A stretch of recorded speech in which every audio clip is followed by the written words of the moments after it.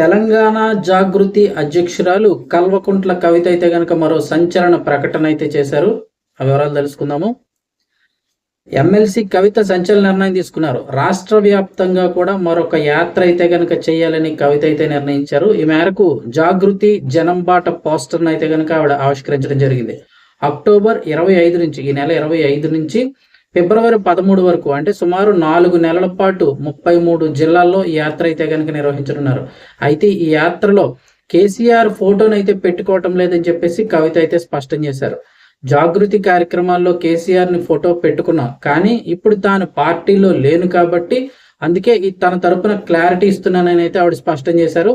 చెట్టు పేరు చెప్పుకొని బతికే ఉద్దేశం తనకు లేదన్నారు. ఆ చెట్టు నీడలో ఉన్నంత వరకు కూడా దుర్మార్గుల బారి నుంచి చెట్టును కాపాడేందుకు ఎంతో ప్రయత్నం చేసుకొచ్చానని అడిగితే చెప్పారు. తాను నిజామాబాద్ ఎంపీగా పోటీ చేసే వరకు కూడా జాగృతిలో కేసీఆర్ ఫోటో పెట్టలేదని అయితే స్పష్టం చేశారు కవిత.